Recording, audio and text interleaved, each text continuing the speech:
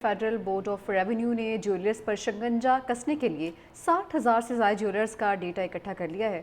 बेशतर jewellers पर आमदनी कम जाहिर करके टैक्स छुपाने का इल्ज़ाम है। तफसीलात इस रिपोर्ट में देखिए। ज़राए के मुताबिक 60,000 ज्वेलर्स का डाटा जमा कर लिया गया, जिनमें से सिर्फ 21,000 ज्वेलर्स FBR के साथ रजिस्टर्ड निकले और उनमें से भी सिर्फ 10,524 ने टैक्स रिटर्न्स दाखिल किए हैं। FBR ज़राए के मुताबिक बेशतर ज्वेलर्स अपनी आमदनी कम जाहिर करके टैक्स छुपा रहे हैं, जिनके खिलाफ कार्रवाई शुरू की जा रही है। पहले मरहले में पंजाब के 900 ज्वेलर्स की फहरिस्त तैयार की गई है, जिनका ताल्लुक लाहौर, रावलपिंडी, फैसलाबाद और मुल्तान से है। फेडरल बोर्ड ऑफ रेवेन्यू हुकाम का दावा है कि ज्वेलर्स की टैक्स रिटर्न्स उनकी दुकानों, खरीदो फरोख्त और रहन सहन के मुताबिक नहीं। कई हजार ज्वेलर्स टैक्स नेट में शामिल ही नहीं हो रहे, जबकि टैक्स कम देने वाले ज्वेलर्स को नोटिस भेजना शुरू कर दिए गए हैं।